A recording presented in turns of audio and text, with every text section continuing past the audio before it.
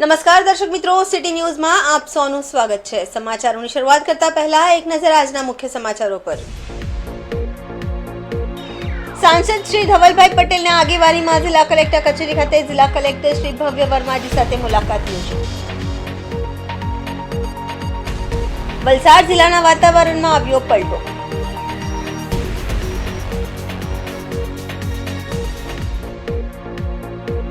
નીટની પરીક્ષા દરમિયાન વિદ્યાર્થીની તબિયત લથડી।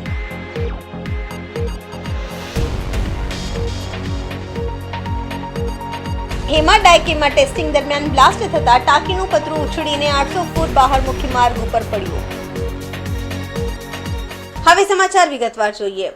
આજરોજ લોકસભાના દંડક તેમજ વલસાડ ડાંગ સાંસદ શ્રી ધવલભાઈ પટેલની આગેવાનીમાં તેમજ જિલ્લા ભાજપ પ્રમુખ શ્રી હેમંતભાઈ કંસારા, જિલ્લા પંચાયત પ્રમુખ શ્રી મનહરભાઈ પટેલ, ધરમપુરના ધારાસભ્ય શ્રી અરવિંદભાઈ પટેલની ઉપસ્થિતિમાં જિલ્લા કલેક્ટર કચેરી ખાતે જિલ્લા કલેક્ટર શ્રી ભવ્ય વર્માજી સાથે મુલાકાત કરવામાં આવી।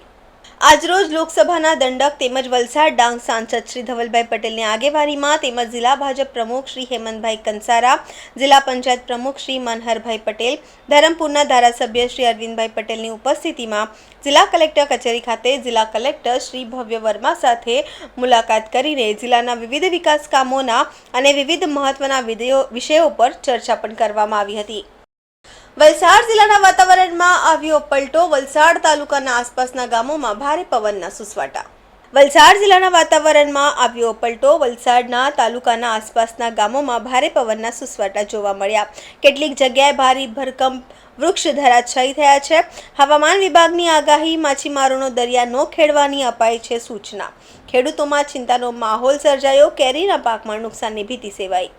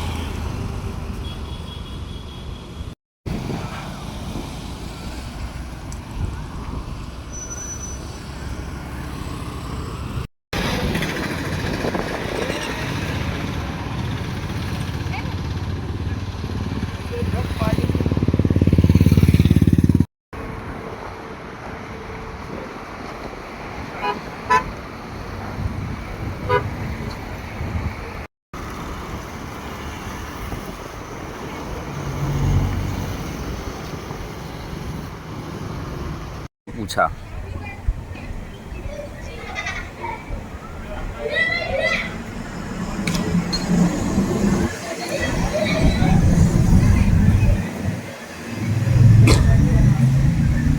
સમાચારોમાં સમય છે નાનકડા વિરામનો। વિરામ બાદ આપ જોઈ શકશો। નીટની પરીક્ષા દરમિયાન વિદ્યાર્થીની તબિયત લથડી।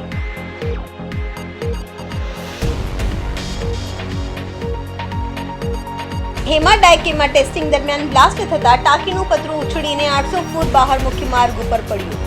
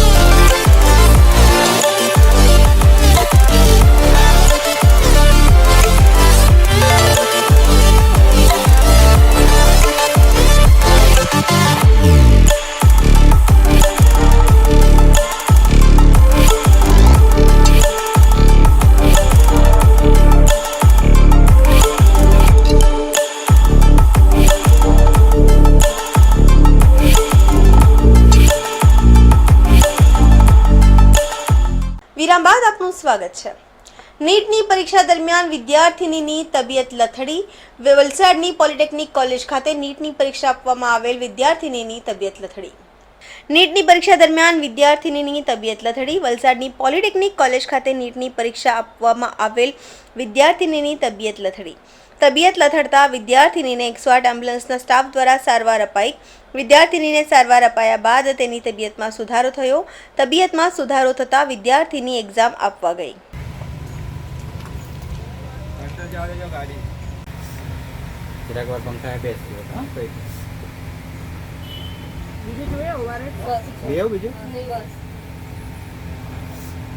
સમાચારોમાં ફરી સમય છે નાનકડા વિરામનો। વિરામ બાદ આપ જોઈ શકશો।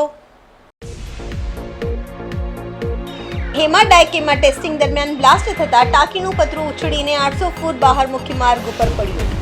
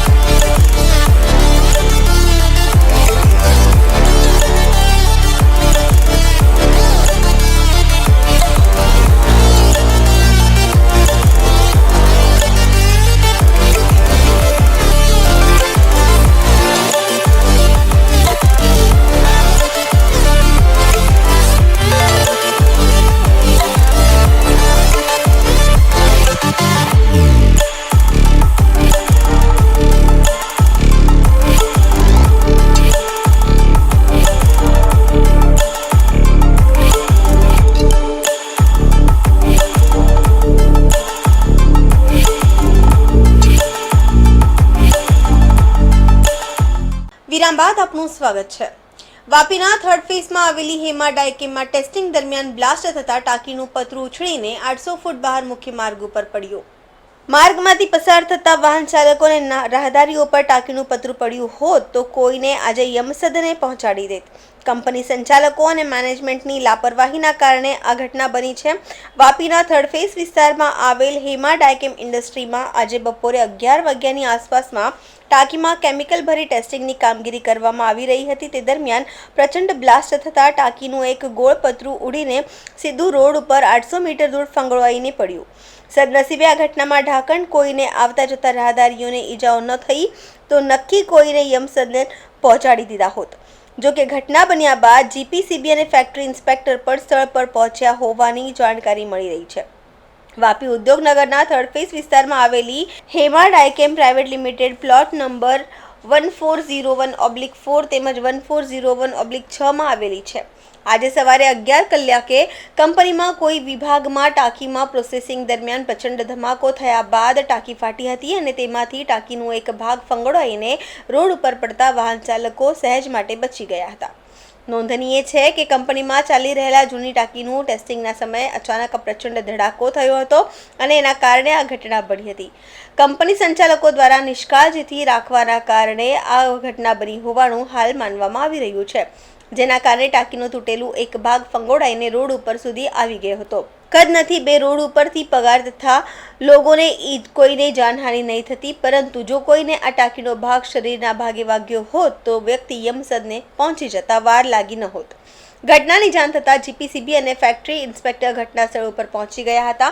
ઘટના બનાવવાનું કારણ ટાંકીમાં પ્રેશર વધી જવાના કારણે બ્લાસ્ટ થયો હોવાનું અનુમાન લગાવવામાં આવી રહ્યા છે। ત્યારે હાલ તો કામદારોની સેફટી અને કંપની સંચાલકો દ્વારા સેફટીના સાધનો રાખવા અંગે પણ અનેક સવાલો ઉઠી રહ્યા છે. ત્યારે આવી કંપનીમાં કામ કરતા કામદારોને સેફટીના સાધનો આપવામાં આવે છે કે કેમ, અને જો આપવામાં આવે છે તો આજે બનેલી ઘટના કયા કારણોસર બની છે તે અંગે પણ તપાસ થવી જોઈએ અને આવી કંપનીઓને શિક્ષાત્મક દંડ અને કાયદાકીય કાર્યવાહી કરવી જોઈએ, જેથી પરિવાર ઔદ્યોગિક વિસ્તારમાં કોઈ નિર્દોષ વ્યક્તિ મોતને ભેટે એવી કોઈ ઘટના બને નહીં. પહોળો રસ્તાનો દુરુપયોગ રોકવામાં આવે. આપણા પ્રદેશના માનનીય પ્રશાસક શ્રી પ્રફુલભાઈ પટેલના સાહેબના નેતૃત્વમાં દમણનો અને સમગ્ર પ્રદેશનો ચારચોબંધ વિકાસ થયો છે. સર્વવિદિત છે કે કોઈ પણ વિકાસની શરૂઆત પહોળા અને સુવિધાયુક્ત રસ્તાઓ, લાઇટ, ગટર અને પાણીથી જ થતી હોય છે અને એ દિશામાં આપણે મક્કમતાથી આગળ વધી રહ્યા છીએ. પરંતુ નિયમ અને કાનૂનમાં નહીં માનનારો અનેક વર્ગ હંમેશા સુવિધાઓમાં અડચણો ઊભી કરતો હોય છે. નિયમ અને કાનૂનમાં નહીં માનનારો એક વર્ગ હંમેશા સુવિધાઓમાં અડચણો ઊભી કરતા હોય છે. આવી જ સમસ્યા હમણાં દેખાઈ રહી છે દમણના પહોળા રસ્તાઓ પર. ટ્રકો અને ટેન્કરો દ્વારા ટેમ્પોઓનું અવૈધ પાર્કિંગનું દૂષણ બેરોકટોક વધી ગયું છે. દમણ શહેરમાં છેલ્લા એક માસમાં રોડ અકસ્માતમાં 10 થી વધુ લોકોના જીવ ગયા છે, જેમાં બધા જ દ્વિચક્રી વાહન ચાલકો હતા. સૌથી વધુ જોખમની વાત તો એ છે કે મશાલ ચોકથી કોલેજ રોડ પર થઈ રહેલા અવૈધ ટ્રકોના પાર્કિંગમાં એલપીજીના ટેન્કરો અને ગેસ સિલિન્ડર ભરેલા ટ્રકો પણ પાર્ક કરેલા જોવા મળે છે. હવે વૈશાખ મહિનાના ધોમધમતા તાપમાં રોડ પર તડકામાં પાર્ક કરેલા એલપીજીના ટેન્કરો અને ગેસ સિલિન્ડર ભરેલા ટ્રક કેટલાક જોખમી થઈ શકે છે એ આપણે સમજી શકીએ. તેમજ આ વિસ્તારમાં રેસિડેન્ટ એરિયામાં આવેલો છે. આ સડક પર કોલેજ આવેલી છે, લોકોની અવરજવર પણ પુષ્કળ છે. ઠીક આવી જ સ્થિતિ રીંગણવાડા વિસ્તારમાં, ડીમાર્ટથી પપ્પુબાર સુધીના વિસ્તારમાં, વીરા ધાબાના વિસ્તારમાં અને ભીમપોર 4 રસ્તાથી કોસ્ટલ હાઈવે સુધીના નવી બનેલી સડક પર જોવા મળે છે. સૌથી વધુ સમસ્યા કોલેજ રોડ પર રાત્રિના સમયે વાહન ચલાવવામાં આવે છે, કારણ કે બંને સાઈડ ટ્રકો, ટેન્કરો પાર્ક હોય છે અને આ સડક પર સ્ટ્રીટ લાઇટ પણ નથી, એટલે અકસ્માતની સંભાવના ખૂબ જ વધી જાય છે. એ વિસ્તારના લોકો ઉપરોક્ત સમસ્યાને લઈને વારંવાર ફરિયાદો કરી રહ્યા છે. આથી હું દમણ આરટીઓ અને ટ્રાફિક પોલીસને વિનમ્ર અનુરોધ કરું છું કે આ સમસ્યામાંથી દમણની જનતાને જલ્દીથી જલ્દી મુક્તિ અપાવે અને લોકોને અકસ્માતથી સુરક્ષા આપે. સમાચાર પૂરા કરતા પહેલા એક નજર આજના મુખ્ય સમાચારો પર. સાંસદ શ્રી ધવલભાઈ પટેલના આગેવાનીમાં જિલ્લા કલેક્ટર કચેરી ખાતે જિલ્લા કલેક્ટર શ્રી ભવ્ય વર્માજી સાથે મુલાકાત યોજી. વલસાડ જિલ્લાના વાતાવરણમાં આવ્યો પલટો.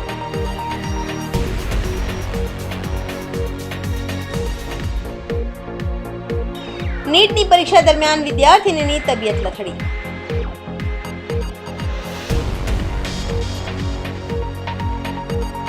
હેમા ડાયકેમાં ટેસ્ટિંગ દરમિયાન બ્લાસ્ટ થતા ટાંકીનું પતરું ઉછળીને 800 ફૂટ બહાર મુખ્ય માર્ગ ઉપર પડ્યું. તો આ હતા અત્યાર સુધીના સમાચાર. જોતા રહો સિટી ન્યૂઝ. નમસ્કાર.